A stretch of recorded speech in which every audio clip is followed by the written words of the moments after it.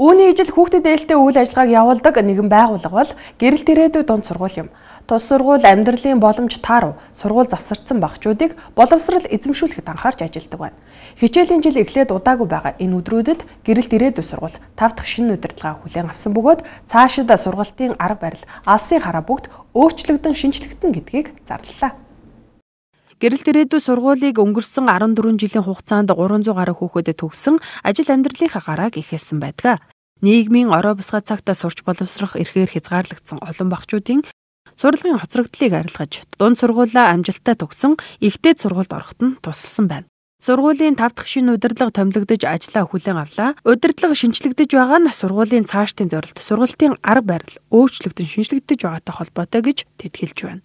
Тус сургуулийн тухайд хамгийн чухал өөрчлөлт гэвэл 1997 онд Монгол байгуулагдсан. Тэр үедээ бол бас ядуу зүйдүү амьдралтай сургууль завсарсан хүүхдийг авч сургадаг байсан. Энэ үйл ажиллагаа 14 жил үргэлжилсэн. Гэхдээ Монголын нийгэм өөрчлөгдөж хүн болгон одоо сурах ирмэлзэлтэй болсон ийм үед тэр засгаас ч гэсэн бас хүмүүсийн төлөө анхаарал тавьж байна. Тийм учраас манай сургуулийн алсын хараа бас өөрчлөгдөж одоо ер нь бол Монголд оронд хэрэгцээтэй өөрийнхөө хүчийг дайшлаад ажиллаж чадах Монголдо маш хэрэгтэй иргэн дэлхийд одоо үнэлэгдсэн ийм иргэн төлөвшүүлэх ийм бодолтойгоор манайх одоо алсын хараагаа өөрчлөөд ингээд ёслолоо хийж байгаа маа.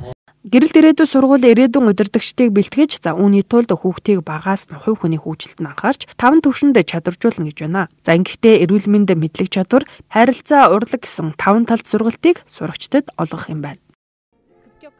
Гэрэлт ирээдүй сургууль маань цаашдаа англи болон солонгос хэлийг сурагчдаа гүнзгийрүүлэн заах бөгөөд урлагийн чиглэлээр төрөлжүүлсэн сургалт явуулах гэж байгаа. Монгол улсын соёл хөгжлийг тэргүүлэн авч явах шин залуу үеийн бүх талаар чадварцсан иргэнийг бэлдэх зорилготой ажиллах болно.